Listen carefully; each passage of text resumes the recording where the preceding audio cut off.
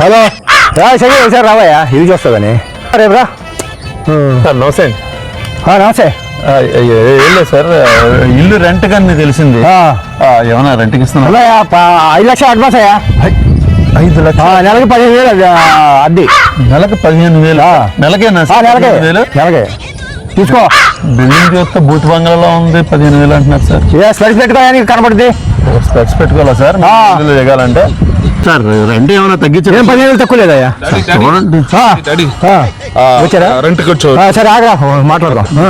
అక్కడ కూడా ఉన్నాయి చాలా ఉన్నాయా మనకి, రూల్స్ ఉన్నాయా మనకి. రూల్స్ ఏంటి సార్? మేకులు మట్టి కొట్టకూడదయ్యా, గీతలు కొట్టకూడదయ్యా, గీతలు ఒకలే ఉండాలయ్యా ఫ్యామిలీకి. ఒక అబ్బాయి ఉండాలి అంతే. మీకు ఎంతమంది?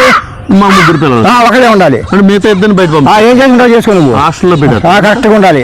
ఏం గీతలు ఏం పడకూడదు, శుభ్రంగా ఇవ్వాలి. అది మేకులతో ఏం కొట్టకూడదు అసలు, బొక్కలు గిక్కలు ఏం పడకూడదు. మటుకు జాగ్రత్తయ్యా. Okay sir. అవసరం ఉన్నప్పుడే కడుక్కోవాలి. Okay sir. అంతే.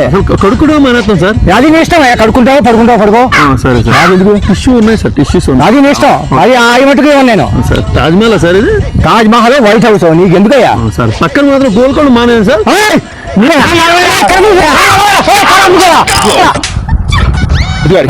అరే ఈ కర్ర దోమన్నా చనిపోద్దురా.